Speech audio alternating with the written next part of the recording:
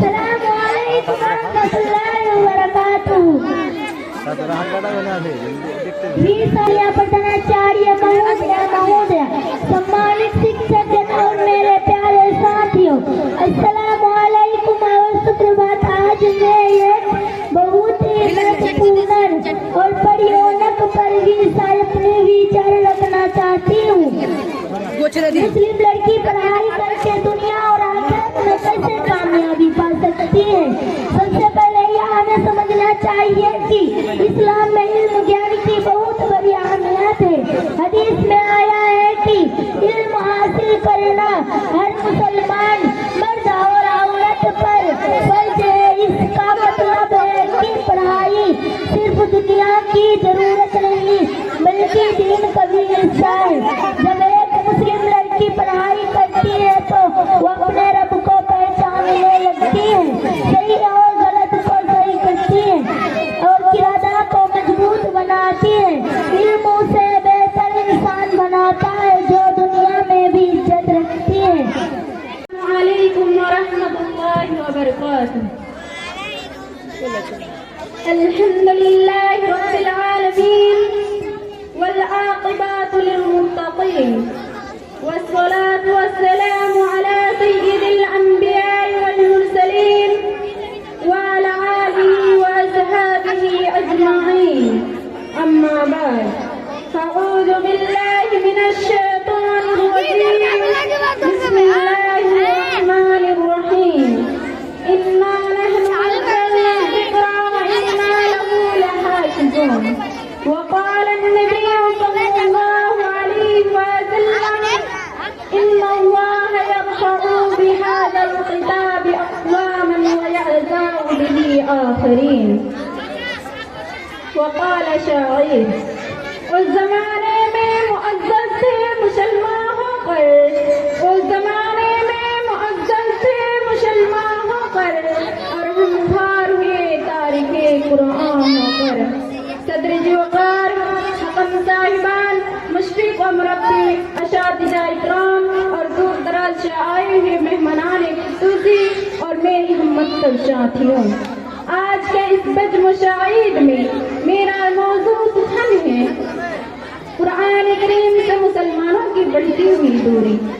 سامعین کرام, قرآن کریم ایک طرف معیز عبر کا ایک بہرے بے قرار اور رہتی دنیا تک پوری انسانیت کے لیے چشمائے فیاض ہے, تو دوسری طرف فصاحت و بلاغت, کلام و بیان اور ادب و لغت کا شاہکار ہے, جس کے سامنے بڑے بڑے ادباء ماہرین گھٹنے ٹیک کر اپنی بے ذاتی اور بے مائگی کا اعتراف کرنے پر مجبور ہے.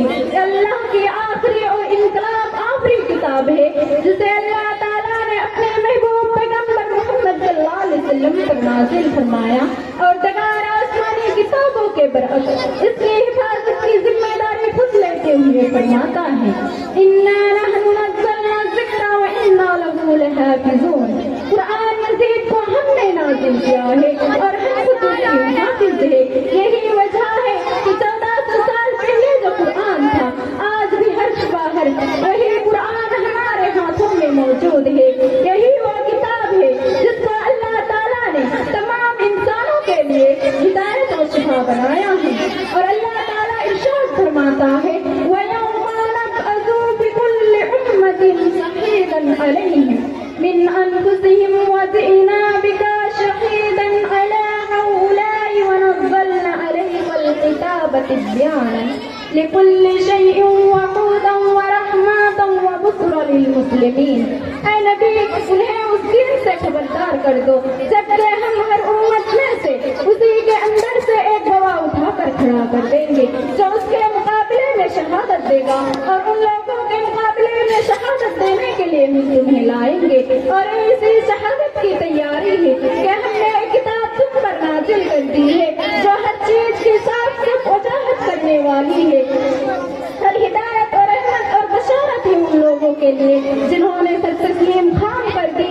اور مجید فرمایا شہر رمضان الذی انزل فیہ القرآن هدی للناس وبینۃ من الہدی والفرقان. رمضان وہ مہینہ ہے جس میں قرآن کو نازل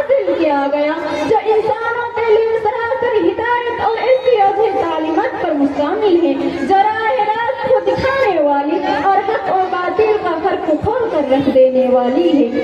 اللہ نے اس آیت کے اندر قرآن کو ہدی للناس سے تعبیر کیا ہے۔ معلوم ہوا کہ قرآن مزید تمام انسانوں کے لیے ہدایت ہے، چاہے وہ کسی بھی طرح کا انسان ہو، کسی بھی مذہب کا ماننے والا ہو، وہ بھی کیسی ہدایت اللہ نے اس کی بھی صراحت کر دی۔ وَبَيِّنَةٍ مِّنَ الْهُدَىٰ، چنانچہ یہ کتاب ہے جس کا بھی تعلق اس کتاب سے ہو گیا وہ تمام لوگوں میں ممتاز ہو گیا۔ یہ وہ فرشتہ جس نے اس کتاب کو لے کر آیا وہ تمام فرشتوں میں افضل، قرآن نے اسے روح الامین کا خطاب دے دیا۔ یہ قرآن جس نبی پر نازل ہوا وہ نبی تمام نبیوں میں افضل، قرآن نے اسے وما ارسلناک الا رحمۃ للعالمین کا خطاب دے دیا۔ یہ قرآن جس مہینے میں نازل ہوا وہ مہینہ تمام مہینوں میں افضل، قرآن نے اسے شہر رمضان الذی انزل فیہ القرآن کہہ کر اس کی عظمت کی جانب اشارہ کیا۔ یہ قرآن جس رات میں نازل ہوا وہ رات تمام راتوں میں افضل، قرآن نے اسے انا انزلناہ فی لیلۃ القدر اور انا انزلناہ فی لیلۃ مبارک کا خطاب دے دیا۔ یہ قرآن جس امت پر نازل ہوا وہ امت تمام امتوں میں افضل، قرآن نے اسے کنتم خیر امۃ اخرجت للناس تأمرون بالمعروف وتنہون عن المنکر وتؤمنون باللہ کہہ کر خیر امت کا خطاب دے دیا۔ آخر میں اپنی تقریر کو ایک شعر کے ساتھ ختم کرنا چاہتی ہوں۔ مسلمانوں اٹھو قرآن کی دعوت کو پھیلاؤ، مسلمانوں اٹھو قرآن کی دعوت کو پھیلاؤ، جہان بے اماں کی عافیت کی راز کو سمجھاؤ۔ آخر میں اللہ رب العالمین سے دعا ہے کہ ہم تمام مسلمان کو قرآن کے احکام کے ساتھ ساتھ اس پر عمل کرنے کی توفیق عطا فرمائے، آمین۔ السلام علیکم ورحمۃ اللہ وبرکاتہ۔